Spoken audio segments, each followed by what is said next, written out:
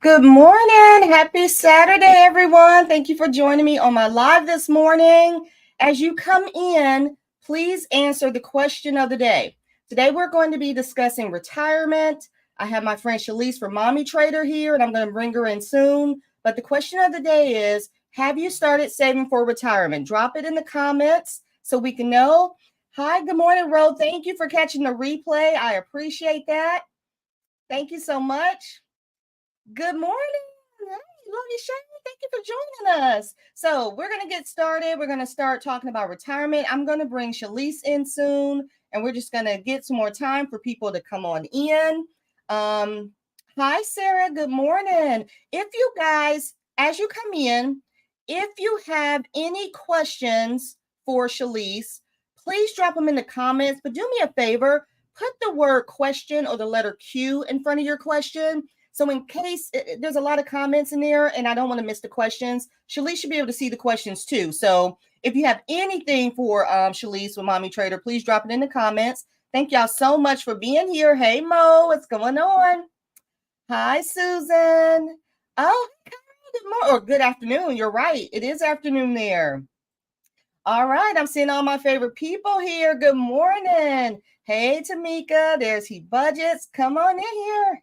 All right, answer the question of the day. I'm going to go ahead and bring in Shalise because I do not want to take up too much of her time. Y'all know she's busy. So I'm going to bring her in while y'all come in, and I want everyone to answer that question of the day. Let me go ahead and bring in Shalise, and let's just make sure our audio and everything is working okay. Good morning. Can you hear me? Yes. I can hear you. And I can hear you too. Thank you for joining us. Look at all our friends here to see you this morning. It's a beautiful thing. Let's see. Question of the day. I have not, but husband has a TSP. What's a TSP? A thrift savings plan is usually a retirement account associated with people who work for the government or military. So it's the same like a 401k. It's just usually workers who work for the government in some way or shape. So that's pretty much what it is. And whoever asked that question, A. Spencer, you can have your own. So the IRS looks at it as individuals. So your husband can have a TSP and you can have a 401k. So, just wanted to just throw that out there. Thank you for catching that. I did not see her question. So yeah, thank you for checking the questions in the comments, Shalise, because there's a lot of comments. So if you see anything, please feel free to grab them and just interrupt me if you see anything to answer. Hey, Sandra. Hey, Shonda. Y'all come on in here. Let's see. Shonda says, good morning. I have not started saving yet, but I have a savings challenge I created to help me get started. As long as you get started, right? As long as you get started. Let's see. Oh, I have a 401k and a Roth IRA. This is what I want to ask you, Shalise. This is what I always want to know because I don't know. What is the difference? Can you explain the difference between a 401k and a Roth IRA? Is there very much difference? Yes. 401ks are usually employer-sponsored accounts. So those are retirement accounts that you can get through an employer. Whereas a Roth IRA, you open it usually on your own. Also, 401ks are funded with pre-tax dollars. That means before a single penny hits your checking account, the government will tax you. Well, before the government tax you, they're saying, okay, if you put money away for your future, we'll tax you on less. So that's what a 401k is. A Roth is funded with after-tax dollars. And the great thing about that is that those gains are tax-free. So all of my dividend investors, the Roth IRA is where it's at because all your dividends are tax-free. Okay. Do you see why I love her? Do you see how she just drops? Like, who just drops knowledge like that? Can you explain the difference? She just broke that down. I didn't know. And you know the reason? I didn't know because I'm going to tell you this is the real truth. I've only known 401k, right? Right. I've only known about Roth IRA listening to you starting this budgeting journey. Okay. So I'm like, okay, well, Shalise is talking about it. Let me get one. So I have one with my Acorns investment. True story, because they offer it. I was like, okay, well, I hear Shalise and everyone else talking about this Roth IRA. Let me start one too. So now I have both. But that's why I never knew the difference between the two. So thank you, ma'am. I appreciate that. You're welcome. Okay, let me make sure I'm not missing anything. Thank you guys so much for being here. Now, I always assume that everyone knows our friend here, Mommy Trader, but I don't want to assume that because, we get a lot of people in the budgeting world. So this is our Investy Bestie. If you are not subscribed to her channel, please make sure you do. She will explain, just like she just broke that down for me.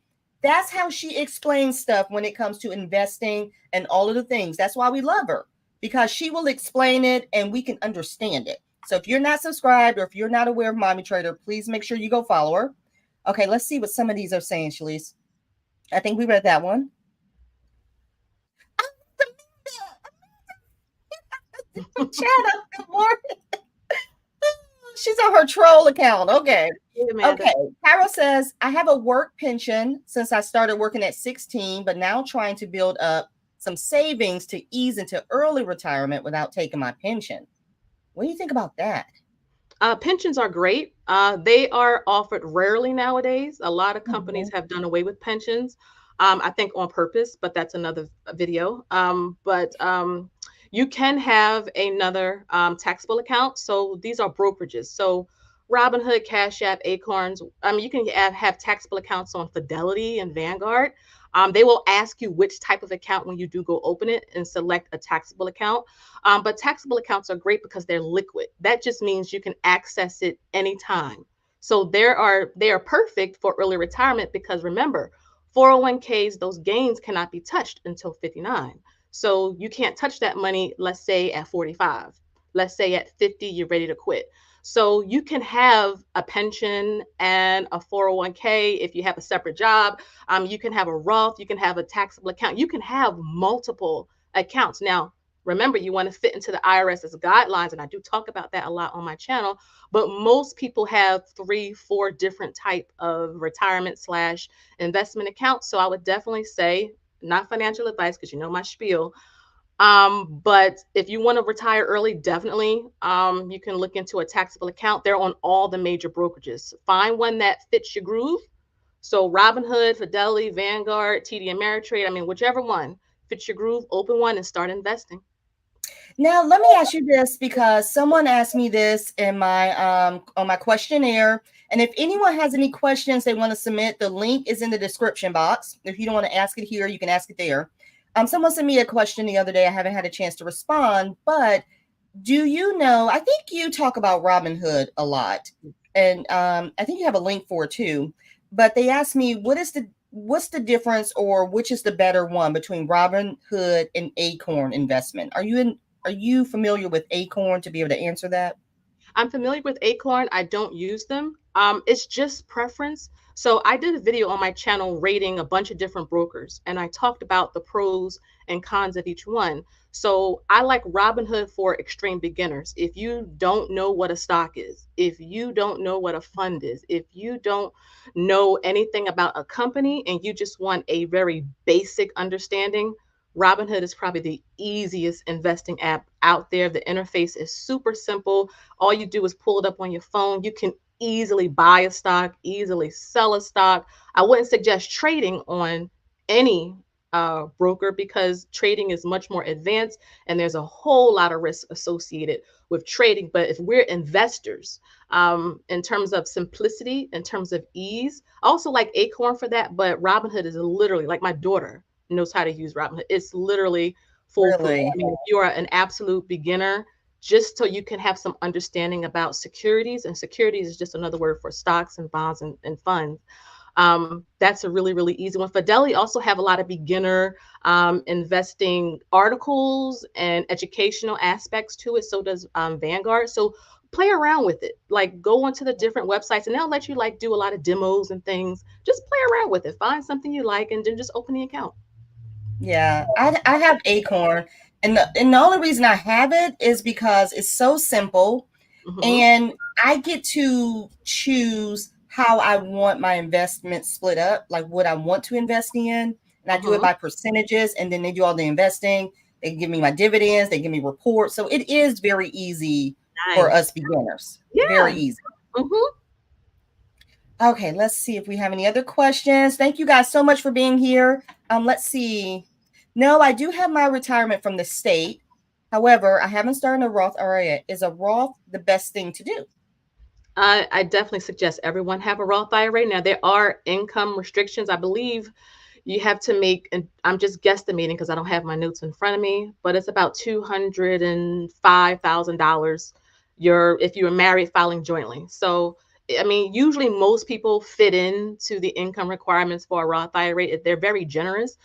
There is a backdoor version. So if you're a high income earner, you can access the Roth IRA via the backdoor method. Basically, you put money into a traditional IRA and then you let the money settle and then convert it. Now, I did a video showing this because my husband and I do the backdoor Roths. I have a playlist talking about beginner investing. It's inside there. Share my screen. I actually invest on camera so you guys can see how to do a backdoor Roth. But I mean, the Roth IRA is one of the best accounts you can have. Now, there you can put, I think for this year is 6,500. They're increasing it to 7,000 next year.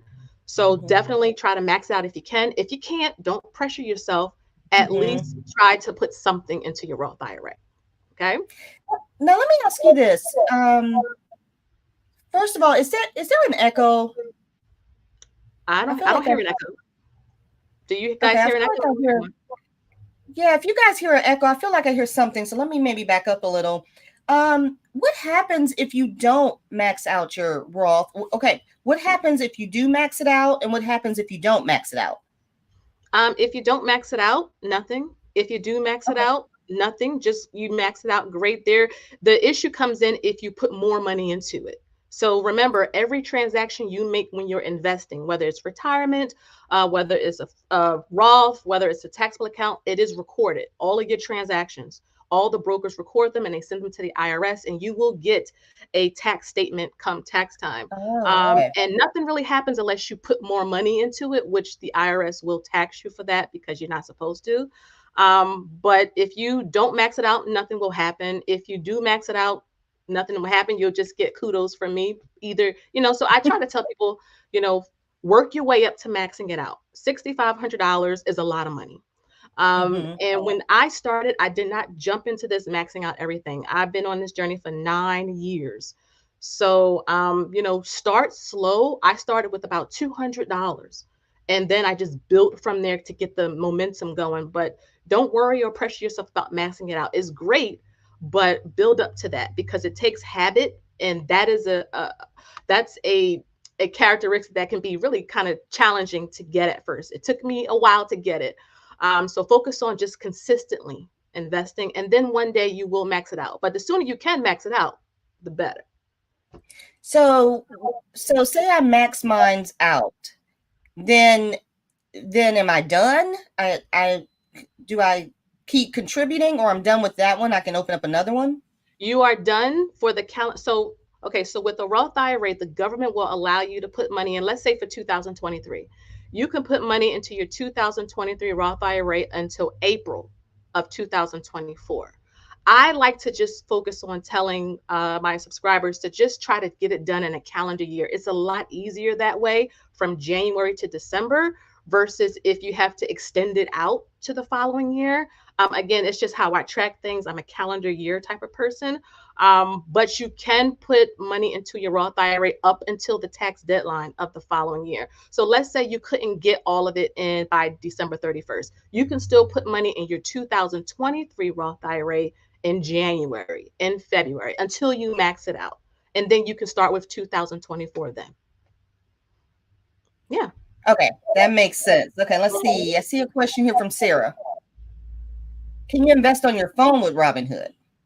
Yeah, you can do it with a lot of the brokers. You can download the app and a lot of the brokers offer it now. It's really easy. CashApp. CashApp, you can invest in literally seconds. So yeah, definitely. I saw that on CashApp. They've had that for a while now.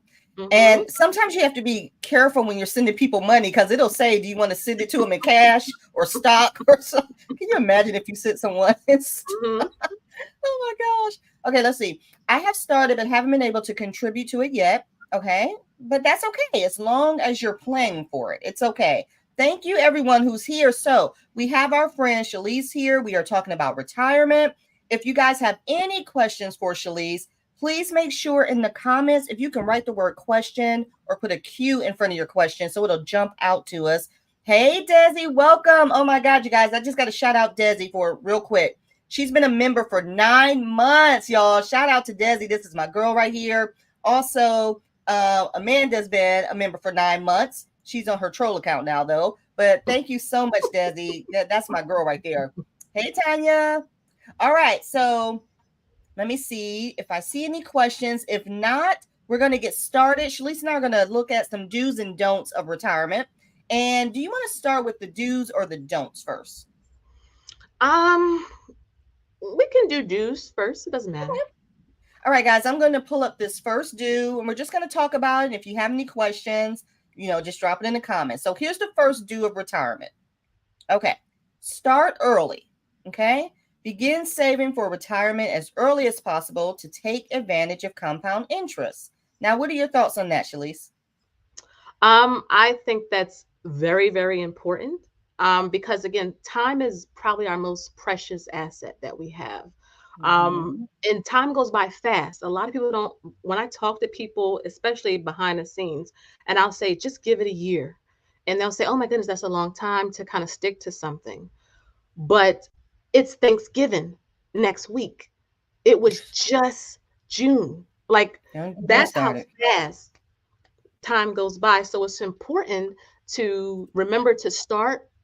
The earlier you can, the better. But again, don't get hung up if you didn't start at 20, because I didn't start at 20.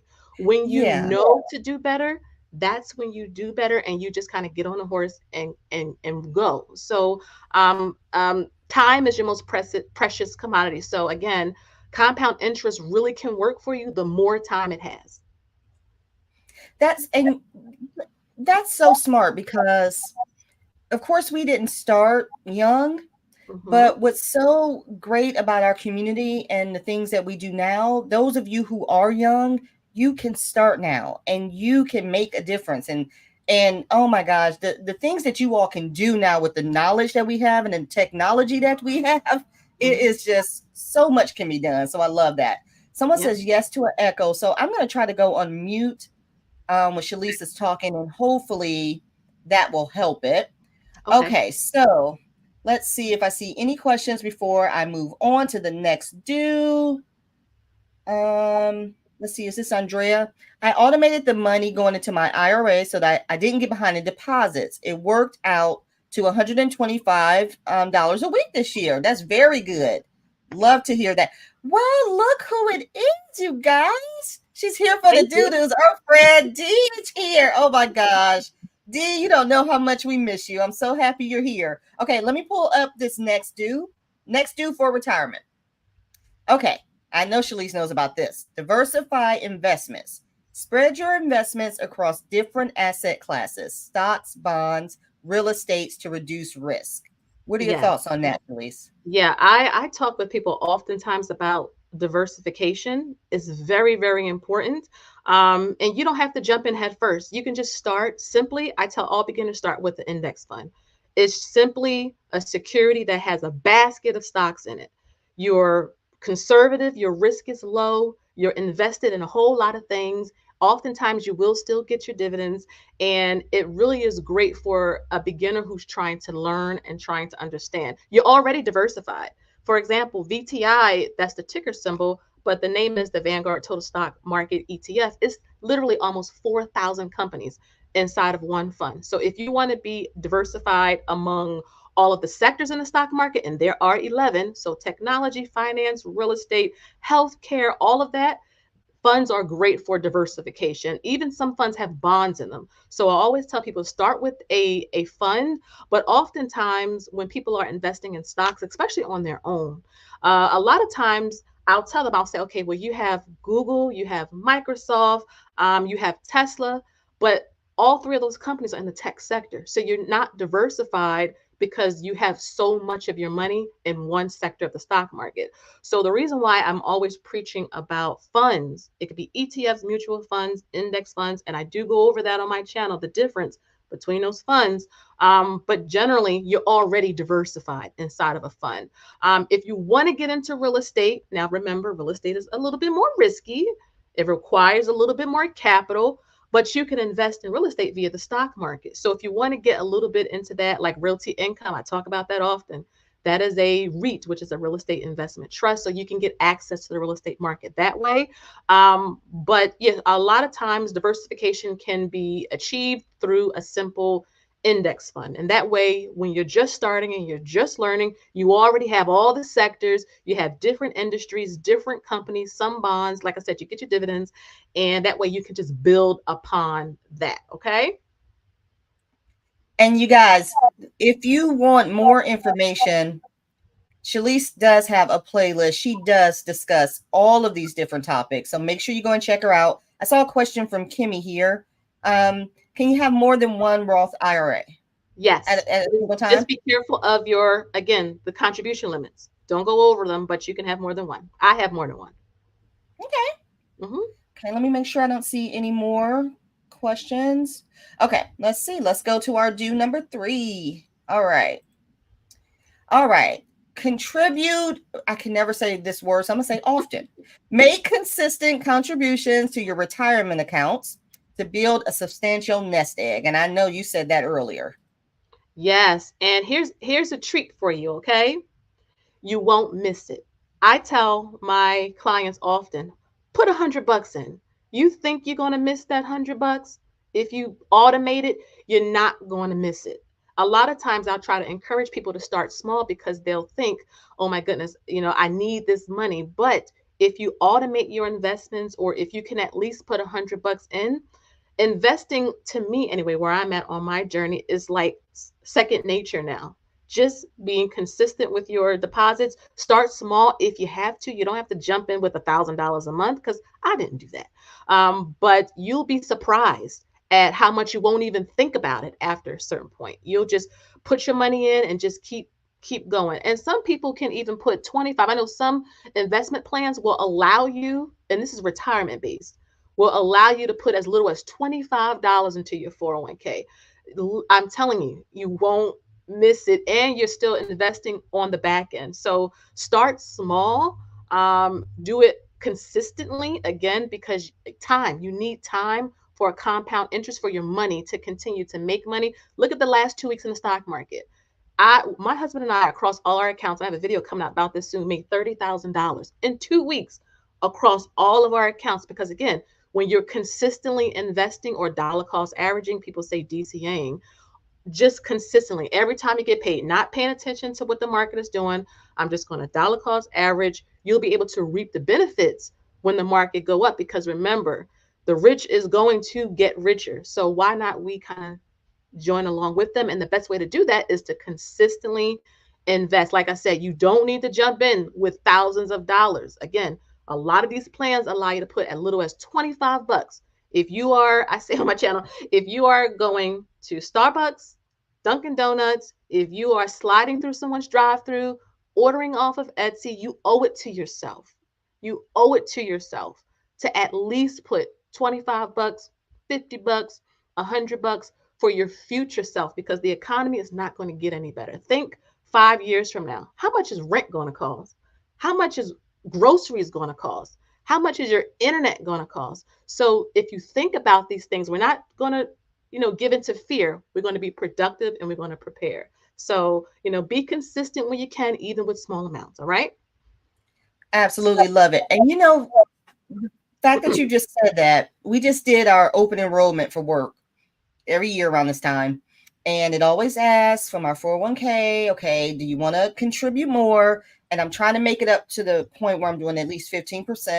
Mm-hmm. And I sat there for hours looking at that thing, afraid to go up 1% because it was going to be an additional $40-something. And I'm like, now, first of all, you're not going to see it. It's not going to hurt. So why are you sitting here contemplating an extra $40 where you're going to use it on something else? Put that extra percent on there and move on. But it's so, you get so fearful when you are investing in something like that, because you're afraid if you take this money, you won't have it if you need it. And you're right. You won't even notice that it's missing. You won't. I saw a question from Sarah. Okay. She says, how do you reinvest your dividends?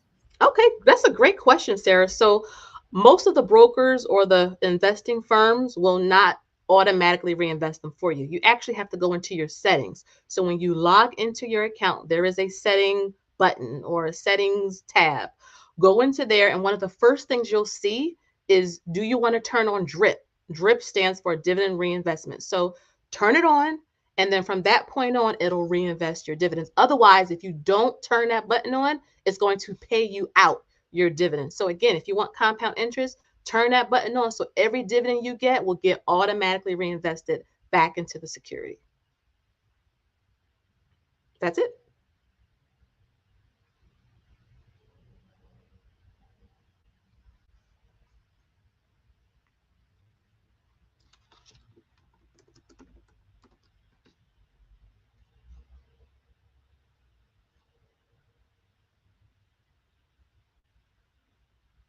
Girl, you got me talking and I'm on mute. You said DRIP stands for what?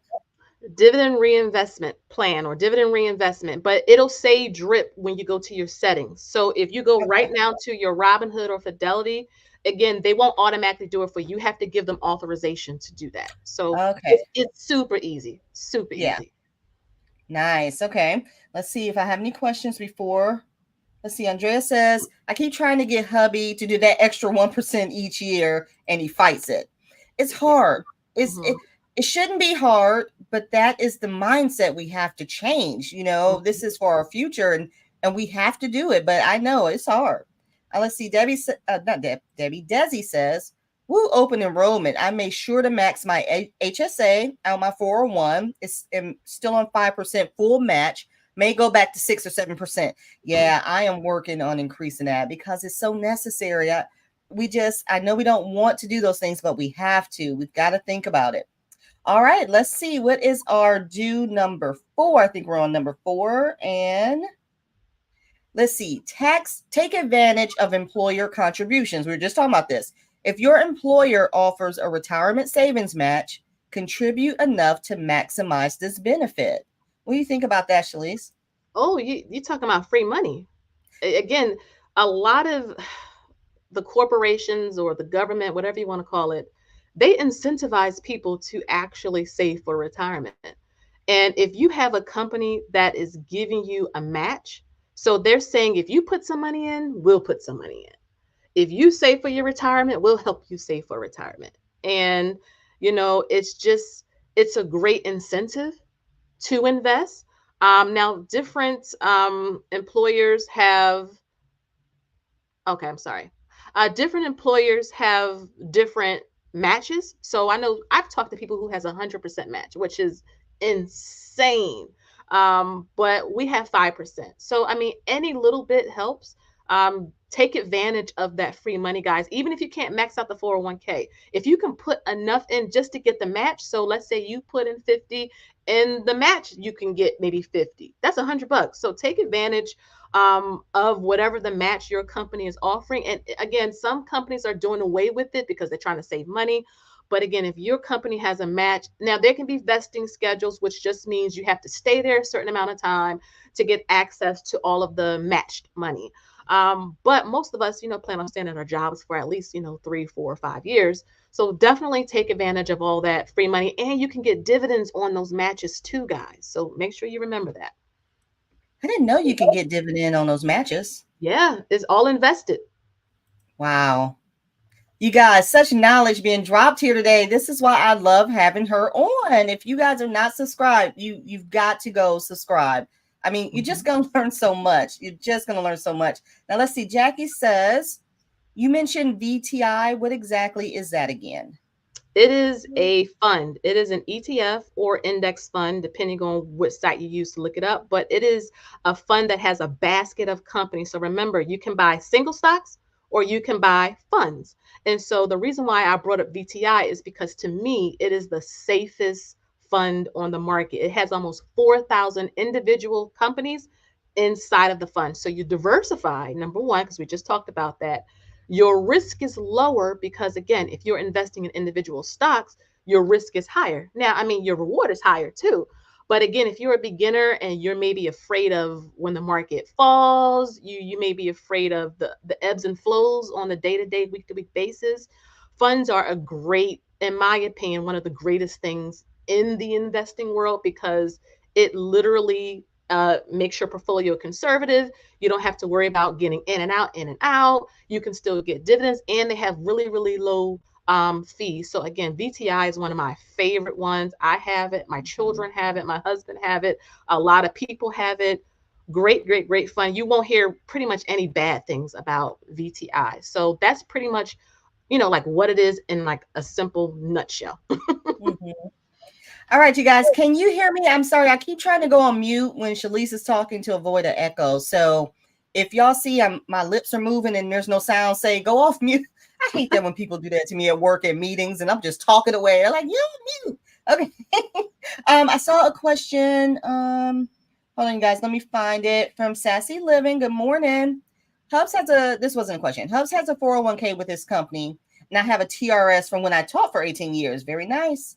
When can you a TRS? I'm assuming that's from a teacher's retirement plan or something. I'm Not quite sure. I'm not sure if she meant TSP, but either way, anything that's geared for retirement has usually that 59 and have Okay. age stamped on it. Some plans may have it at 55, some may have it at 62. So make sure you look at the fine print in terms of the age, but most of them are like later in your life, not really for early retirement, if that makes sense. Yeah. All right, let's see. My husband has done $100 a month for the last probably 7 to 8 years.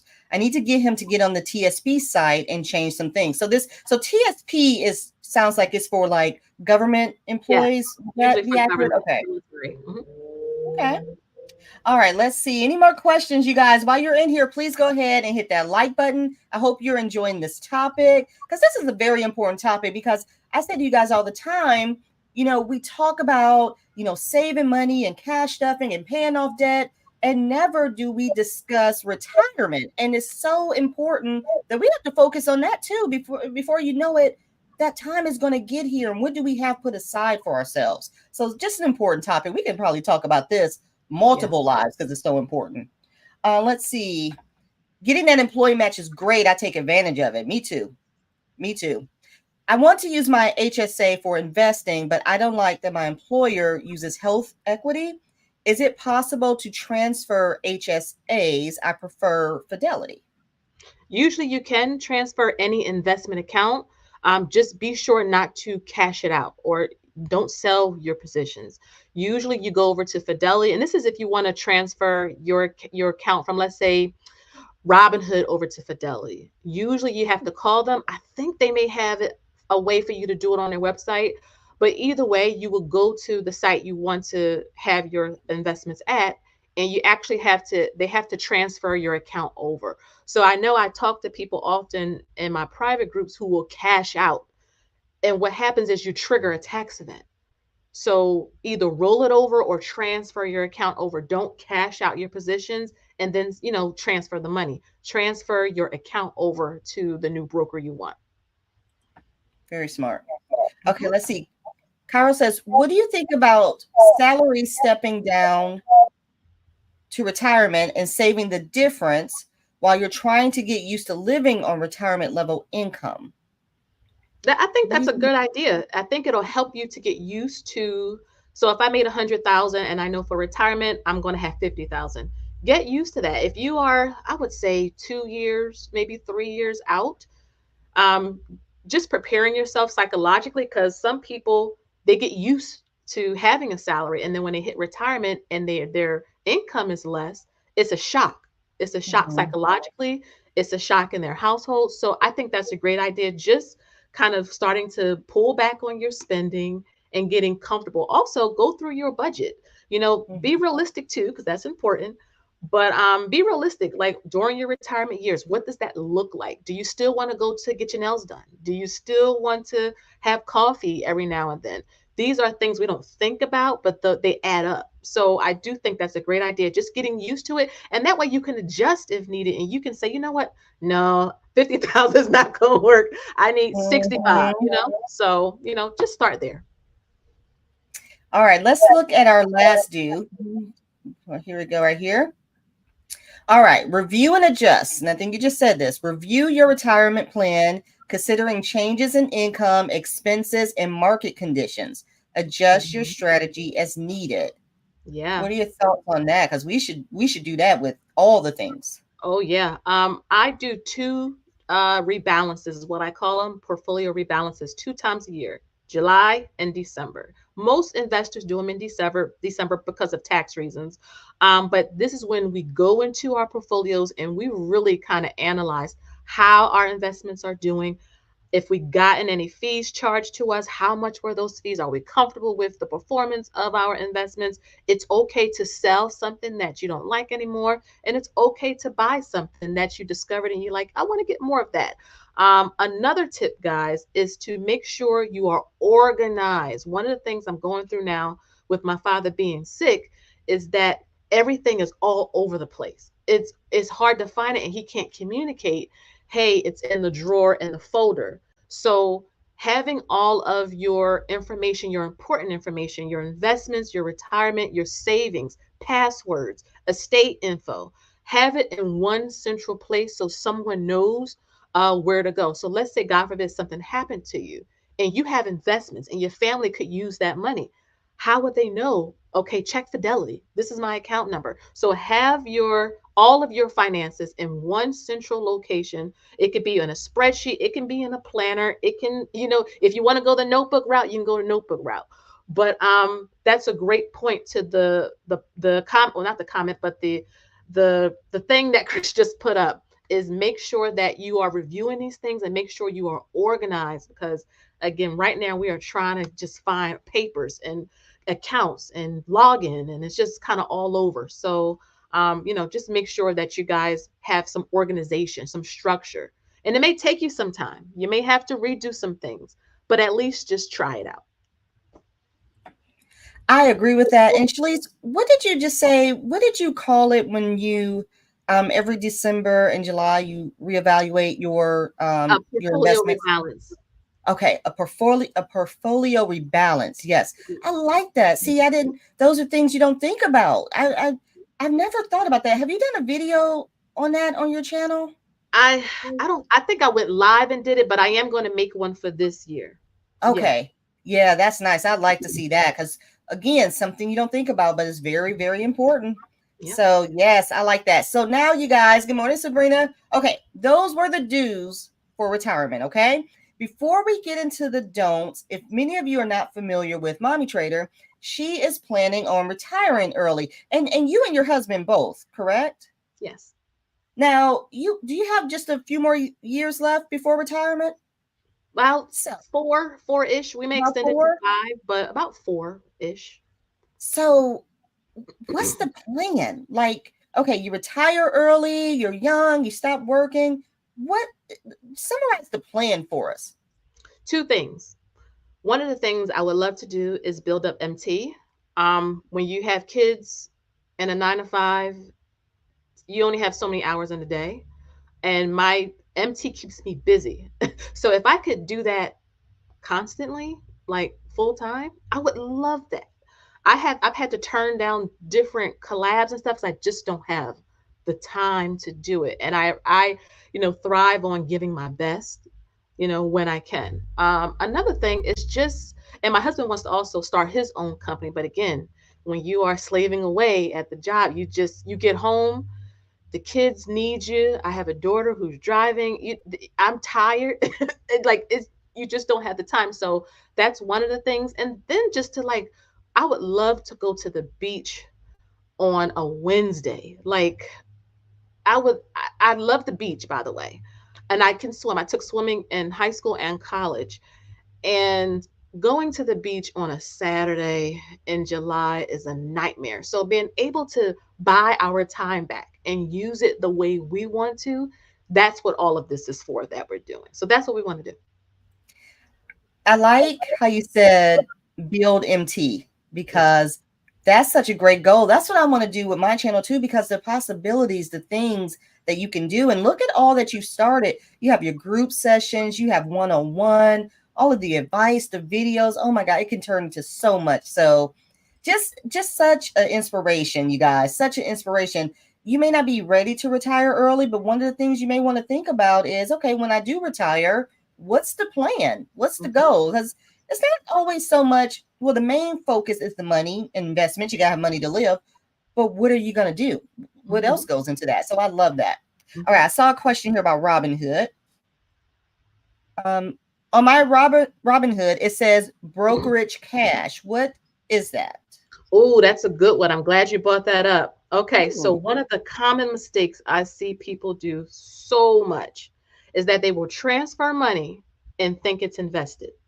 You have, that is your available amount of money you can invest with. So it's important to make sure you actually invest the money. I've made this mistake. I know people who have made this mistake. They think transferring the money is there, so it's invested. You got to actually buy the stocks and funds. So great question, Sarah, and I'm glad you brought that up. Wow, that is a great question. Wouldn't have known that.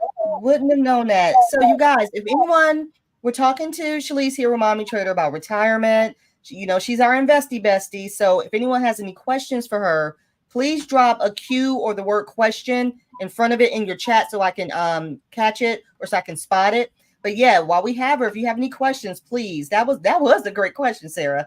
All right. So while you guys are coming in, we talked about the 5 do's of retirement, right? Now let's get into the 5 don'ts of retirement. Okay. So let me go ahead and pull up the first one. The first one is don't procrastinate. Avoid delaying your retirement savings. Starting late can limit the time available for your investments to grow. So Shalise, let me get your feedback on that one.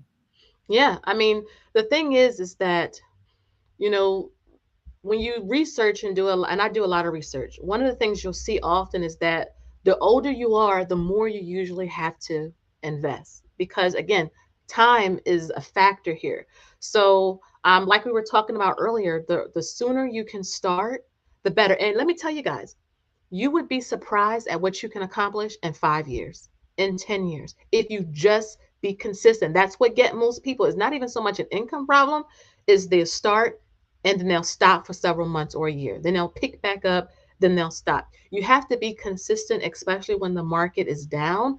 Don't get so flustered that you stop investing because you see your account down.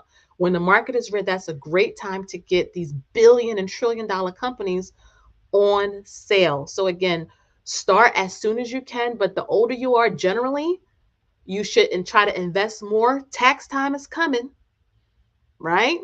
I've gotten a lot of people to invest from their tax refund. So make a plan for that, Chris. I know you're going to be on here reminding people to use that tax refund wisely. Even if you don't invest, pay off debt, save with it, get a month ahead with it. You get thousands of dollars every year, most people.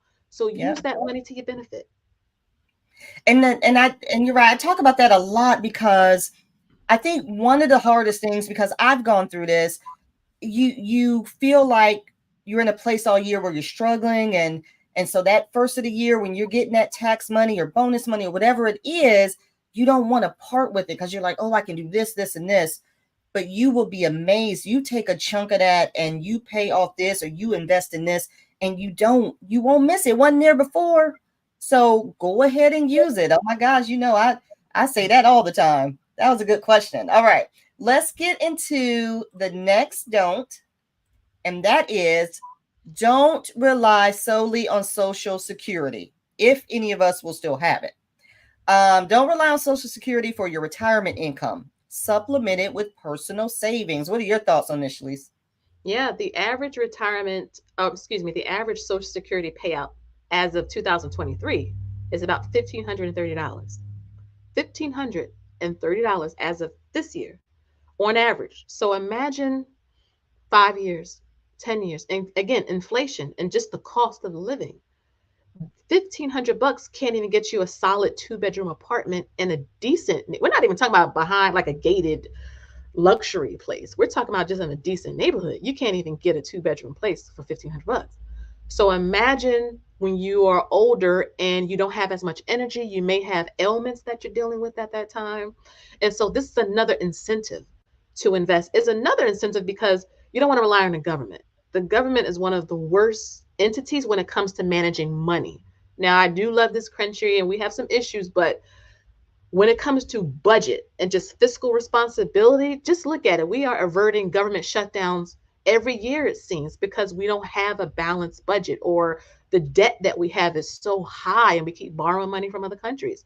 And so, again, you want to try to take as much of this in your hands as possible. And again, like we said earlier, $25, $50, increase that retirement by 1%. You're not going to miss it. And that way, when you are in your 60s, or let's say, God forbid, you have to stop working, you can actually take hardship withdrawals from your 401ks, and the IRS will not penalize you for it, and you won't have to pay taxes. So if you get a terminal illness, you become disabled, maybe you have to get a lung transplant like my dad did, you can go on their website. IRS will list all these different like options if you fall into hardship, that you can access that money and you don't have to worry about all the penalties. So it's so much incentive to just try to get ahead with retirement. Again, don't focus on $1,000,000. Don't focus on that, because if you have 500, you can make $500,000 work, because I could if that's all I had.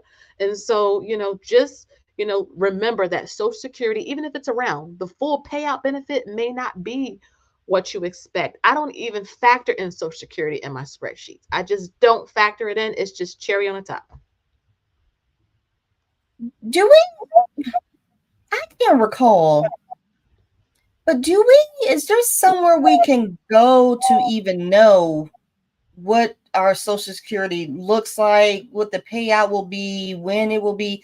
I don't think I've gotten anything from the government giving me this information. Will we go to the government's website, and how do we do that? Yeah. Do you know? You can go to ssa.gov or socialsecurityadministration.gov, and they have an option there where you can just play around with a calculator, and you can see roundabout what your expected payment will be. So let's say it's $3,000. Let's just say you've been paying into it for a long time. But again, ask yourself, knowing what the state of the economy is, knowing what inflation is, just knowing what things cost, will that be enough alone to support your healthcare costs, to support your utilities, food, if you're giving support to your children? So Social Security should always be like a cherry on top with your retirement, but you should try to take as much of it in your own hand as possible. That's also a good topic, Shalise, that you just said that, because that's something else. Looking at your budget at retirement, and you just mentioned your healthcare costs. That's another thing that most of us don't think about, especially at retirement age. Yeah, you get benefits, but some of that stuff you got to pay for too. So all of those things you got to think about and plan. And the reason it's so important, because we can start these things now, you guys. It's not like back in the days with our parents, where that's all they were looking forward to, when it's time for retire and they were getting their checks and all. Time has changed, and so many different natural events that's taking place now. We don't know what's going to be happening. Oh my gosh, it's just, you're so right about that. My tax return used to be referred to as Christmas in March. Now we adult with returns, paying debt down and saving. I hate it, but it's necessary. Christmas in March. I love that. That's too funny. But you know what, Amanda? That's so true. That is real life right there. Sometimes you had to wait until you got that money. That is so true. Let's see. Sassy Living said, we started with the 401k and TRS when we entered our profession in our 20s. However, we haven't done anything else, and now I wish we had. Oh, like back then, doing some more investments or things like that. Yeah. But again, it's never too late, right?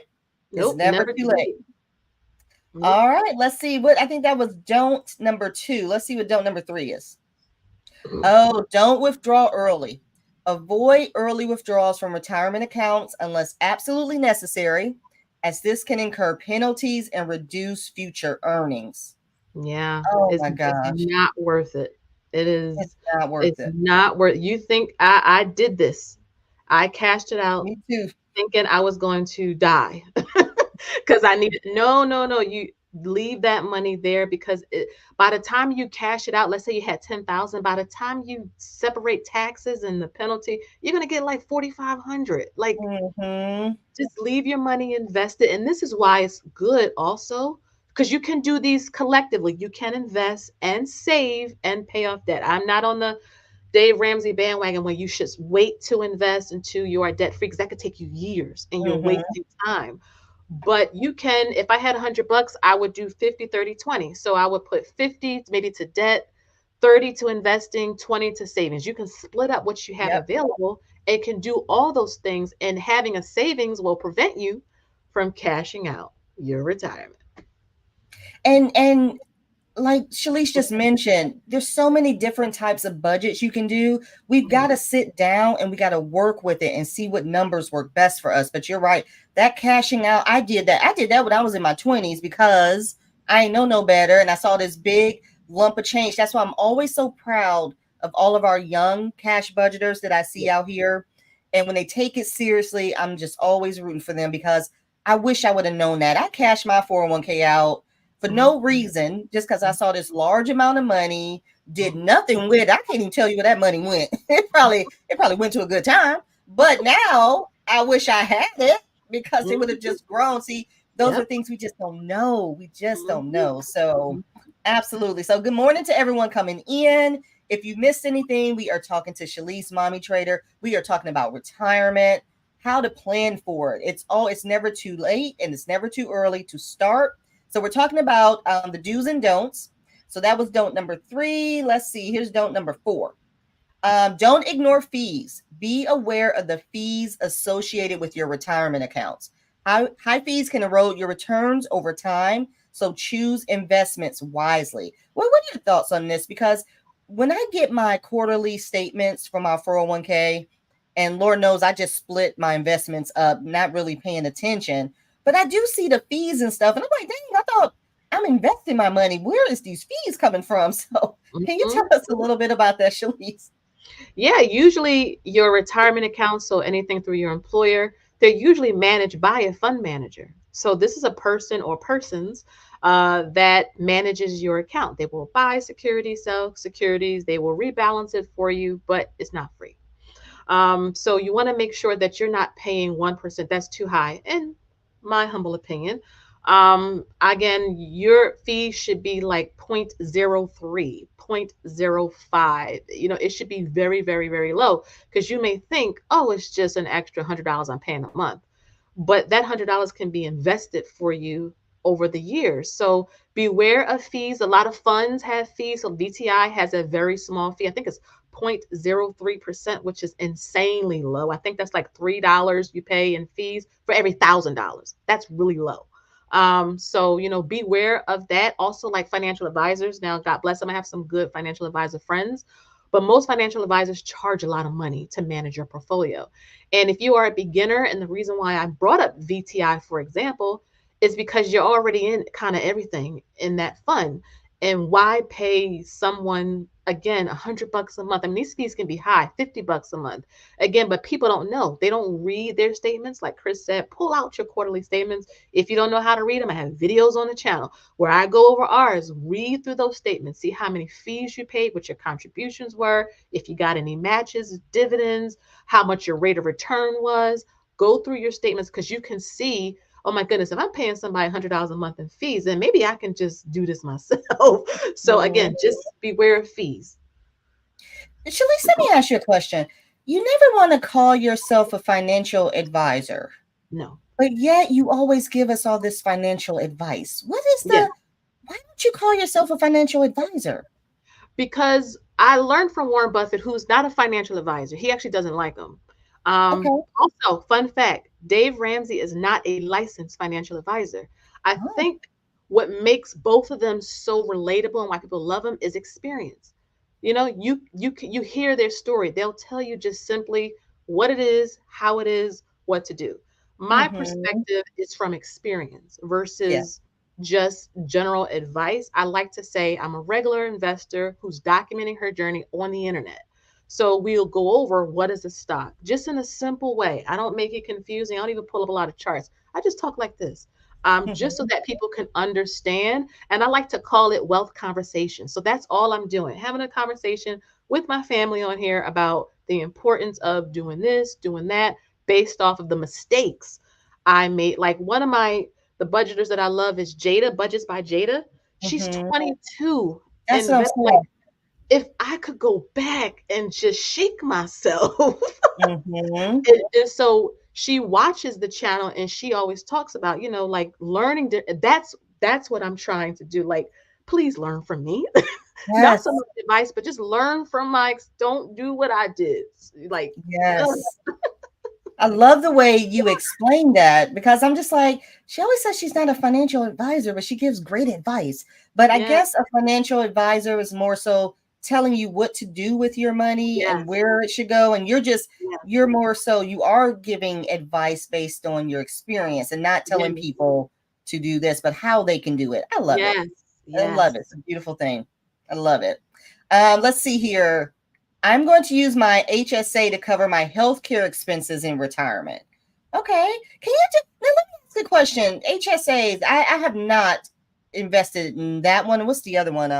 Is it FSA or anything like FSA. this? Mm-hmm. Yeah. But Yeah. Tamika said she's going to invest hers in her retirement. So do you roll that money over? Is that something you So can roll over?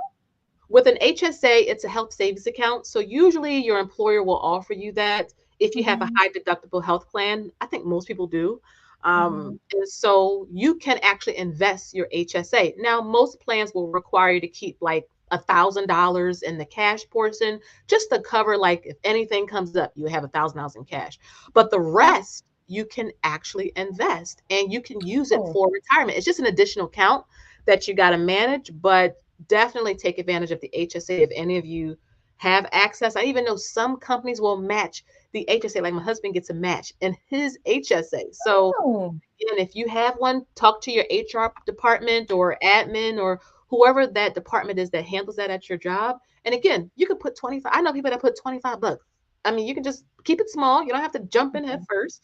But definitely take advantage. Great tax benefits. Again, out of sight, out of mind. And remember, when you're older, you're going to probably have health issues. Mm-hmm. And so, I mean, like you said, Chris, earlier, like if you don't have to worry about Medicare, yeah, they may cover some things, but you still may have to pay for prescriptions out of pocket and Mm-hmm. co-pays and different things. So you have your HSA to step in and, be able to cover some of that for you. So, yeah.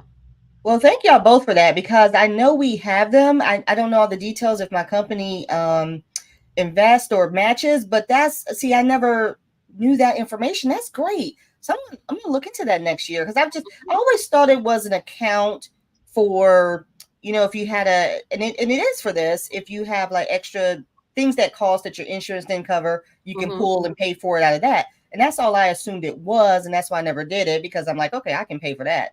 I didn't know that you can keep it and invest in it. So that very good tip. Let's see. I keep hoping to be back soon, but life keeps lifing and time runs out quick. Now, let me ask your advice on this, Shalise, because Okay. sometimes we all know this saying, things happen, you're on your journey, you want to save, you want to do all of these things, but in the moment it seems impossible. What advice would you give to anyone going through that? I've been there, number one. So I want you guys to know that I get it because life does life. And sometimes you have to pause. I knew people who had a medical emergency and had to pause their investments. There's nothing wrong with that. I tell people all the time, keep the fire, keep the motivation going.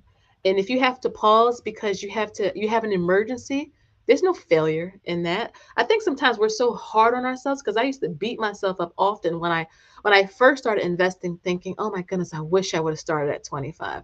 I can't go Mhm. back into the past and change it. So I give myself grace in that aspect. And I forgive myself too for the past mistakes. I learned from them, but I forgive myself and I try to do better currently for the future. But if something happens and you need to pause, and that's not just with investing, that's with saving, that's with paying up, because you got to focus in the moment on just surviving. Once Mhm. you start surviving and treading water again, then you can kind of go and do what you were doing before. But if you have to pause, don't you dare feel like you're a failure or that you're not going to achieve your goals or anything of the like, because that's real and that's life. So pausing is fine. Don't lose the fire. Just you Yep, pause and you'll be able to pick it up later. that's so true. Shalise, do you still do your dollar a day investment? Yep, been doing it 3 years. 3 years. 3 years. Wow. Yep, 3 years. And that's another option too. When you introduced us to that, it was like, whoa, you can $1 a day, but it really does make a difference. Oh my gosh, I cannot believe that's been 3 years. 3 years. Yep. All right, we've been on here an hour, so I'm going to grab some of these questions really quickly. This is from Elizabeth. What is your advice about long-term care insurance? I think that works if you have an underlying medical condition. Like I know, for example, I know someone who has breast cancer running her family. So again, just being preventative, if you know, okay, this is kind of coming through the bloodline, I'm probably going to have to deal with this. Having just something extra down the line won't hurt, because medical expenses is a lot of money. And especially in the future, can you imagine just to get a scan or surgery or whatever? So if you have an underlying medical condition, I think that's totally fine. But if you're relatively healthy, you can just stick with what you have currently. Again, if you have access to an HSA, I would definitely take advantage of it. But if you want to do long-term care insurance because you know you have something run through your family, blindness, for example. Some people have blindness that run through their family. You're just trying to make sure you are helping yourself, stay stable in the future. So, yeah.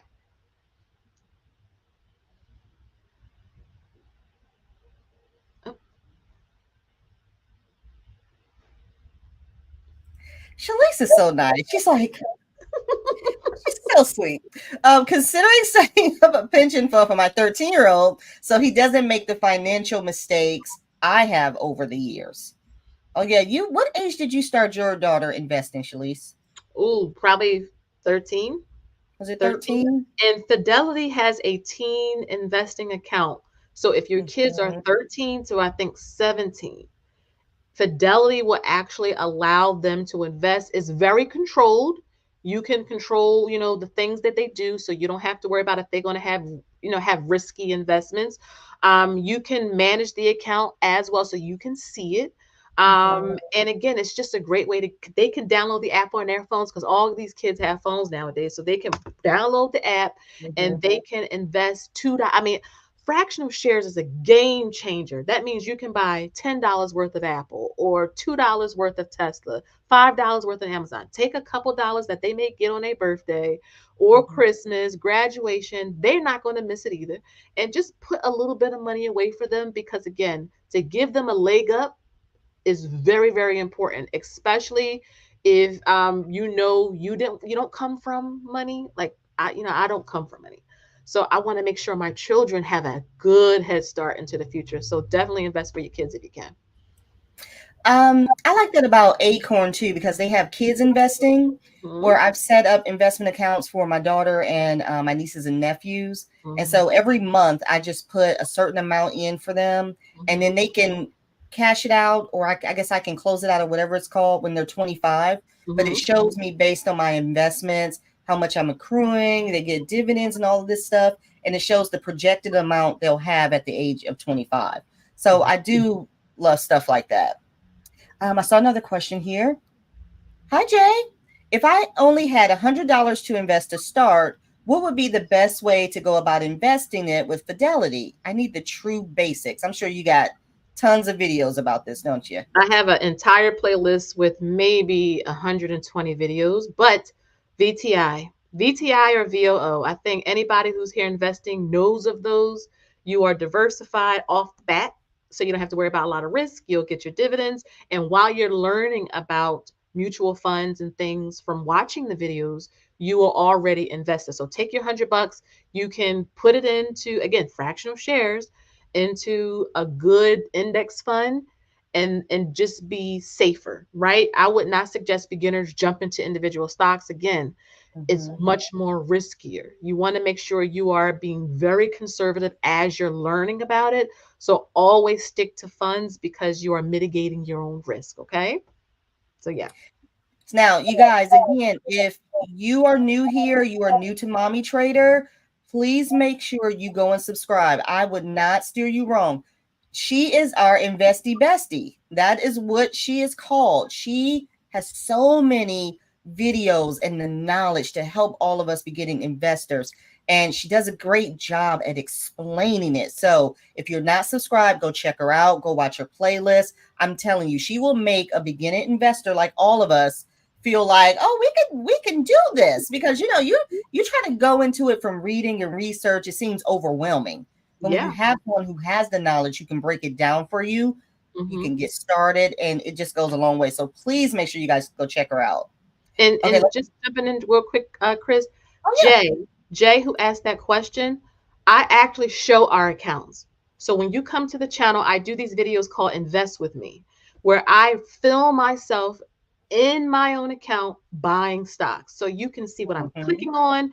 I do portfolio updates. You see my shares. I explain what the companies are. I even show you how to research stocks. So if you are brand spanking new and you want to learn more, again, you said basics, check out that playlist, because you can actually see what I'm invested in. Don't copy off me. But again, I'm trying to show you and help you understand the thinking behind securities, right? So you can make money long-term versus lose money. So I got you. You've been doing that since you started your channel. I remember following you from the beginning, and you would break out that spreadsheet, and you haven't stopped. That's the one thing you want to talk about, consistency. Shalise is consistent, and she does. She will break it down, and she shares the numbers. Absolutely. Okay, Amanda says, probably dumb, but can you have an HSA with no employer, or an employer that doesn't require one? We have TRICARE, so we have mostly free health care if we get seen on base. Usually, now my memory is a little fuzzy with like military, but usually to have access to an HSA, it has to be like because your employer offers a high deductible health plan. That's usually my experience with it, and people who I talk to. Again, when it's the military, and my memory is a little fuzzy with that, but if you Google it real quick, it should come up. But usually for folks who work like I don't want to say a regular job, because I'm a big fan of the military, but if it's like a 9-to-5 regular employer, usually you have access to an HSA through that. But if you're in the military and you're getting TRICARE, I'm not 100% sure. I'm leaning towards no, but I will have to you can leave a comment under this live, and I'll look it up real quick when it's over and reply to your comment. Okay? Because TRICARE is a government. I believe that's military. I'm again fuzzy. I think TRICARE is associated with the military, their healthcare. Okay. Now let's get into our final don't when it comes to retirement. Okay. Don't underestimate expenses. Now this, we just mentioned this. Don't underestimate your future expenses.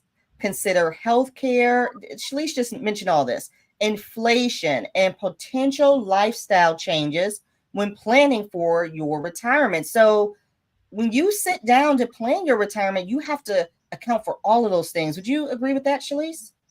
Oh yeah, and I always tell people to do a mock budget. So pretend like you're about to retire.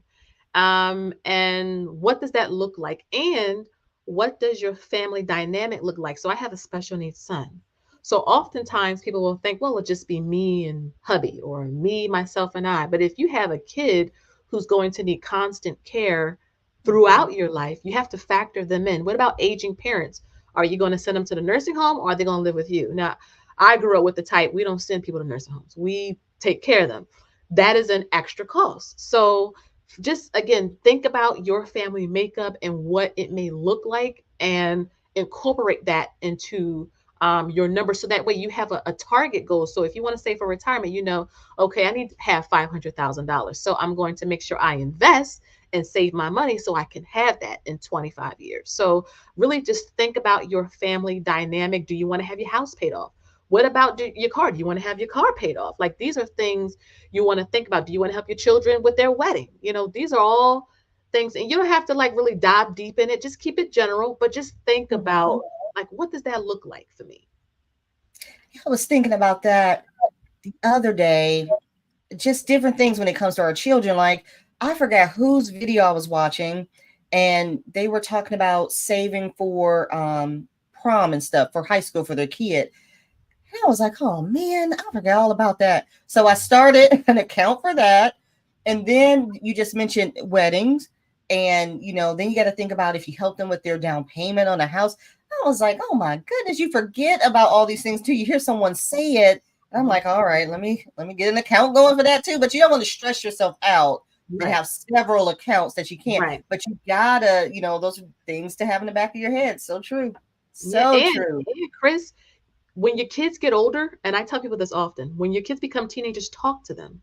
Because my daughter gets a choice: wedding, down payment, or travel for a year. You pick. Now I'll steer you in the right direction, but ultimately it's her choice, because I'm trying to give her that independence, because I want her to be her own person and not be so clingy to my husband. And Yes. again, you get the choice, and that way I don't stress myself out trying to support my kids in everything that they do. When it comes to like big sums of money, again, wedding, down payment, which I would suggest you choose the down payment. That's just my personal but yeah, I just wanted to point that out. No, that's so true. That's so true. Giving them the option so they can know the importance, the value of that money that they would need help with, and they can start even thinking about it. But yeah, my choice would be down payment too. I would choose that too. Juliet, this has been so much fun. I'm so happy you've been here now. I told you I want to start having you back more often. And I think the next topic, if you don't mind to come on, because we got to talk about this, is estate planning. And I know the last live I've done, a lot of people said they wanted to hear about that because it's so important. These things, you guys, while I love talking about budgeting and cash stuffing and saving this much money, the fun part, we gotta visit the not so fun parts that we gotta focus on. Retirement being one, estate planning being the other. Just like Shalice just touched on, we gotta make sure in the event, knock on wood, if anything were to happen, we gotta have, something set up for our families so they are aware, does anyone know the passwords to these accounts or what bills you have of all of these things? So we gotta talk about that. So I would love to have you come back on and we discuss that. Would love that. So before we get out of here, do you have anything going on as far as your coaching sessions, anything for Black Friday or anything like that you want to share with us? Sure. I have a private portfolio sale going on right now, so you can meet with me for an hour, 30 minutes, or 15. I am booking through 2024, the end of 2000, but my schedule is open. So if you want to talk privately like this, I bring you up on Zoom. You share your screen. We'll go over your statements. We'll go over your accounts. You can ask me all the questions you want. If you want to see one of my accounts, I share the accounts on the channel anyway, so I'm more than happy to share the account so that you can ask questions. But if you need private help, like Shalice, I need to talk to you. Check out my website, mt1finance.com. The sale is going on right now, a good sale, and a lot of people are taking advantage of it. So I would suggest if you want to get, take a part of that you do it soon, because they got me booked, Chris, which is good. But booked and busy. My calendar. Yeah. Shalice, do you have a moment to put your website in the comment here? I should have had this information. My apologies. Are you able to post in the regular chat? It doesn't have it. I can put it in the private one. No, that's okay. I can do it. Okay. It's MT. Is it MT1? Yes, finance.com. Finance. Make sure I'm spelling finance right. .com. And it's important to put the MT1, right? Yes. Because I think earlier when I used to search for your website, I think I was missing the one and something else finance would come up. So it's important to put the MT1 finance.com. If you guys want any one-on-one help or anything like that, Shalice is just such a good resource, you guys. So again, I want to thank you for joining us today. I know we've gone a little bit over, but your knowledge is just always so helpful. And again, you guys, if anyone has any questions, please go reach out to Mommy Trader's channel. Make sure you subscribe. She's going to be at 20. Are you at 20,000 yet? 20,000 subscribers? No, we're inching our way to 16, but 20,000 is coming. I'm going to claim it. 20,000 is coming. You're going to get way beyond that in 2024. I love it. I love everything about it.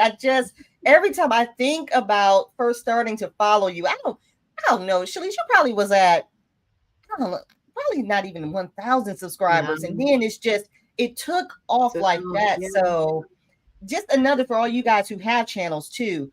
One thing about Shalice, she's been so consistent, and look where she is today. So that's, if you're always wondering how to make it happen, that consistency is key.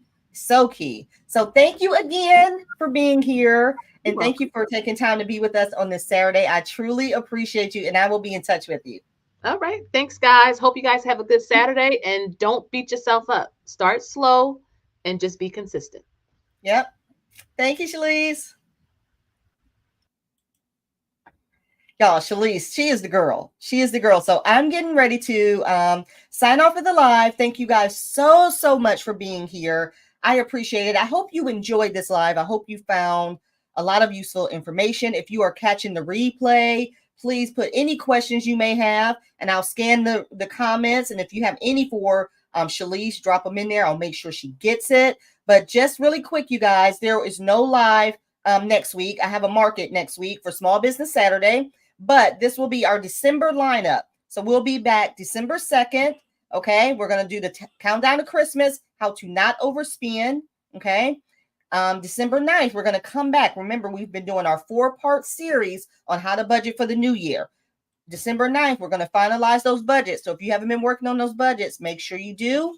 The 17th is my annual Christmas giveaway live.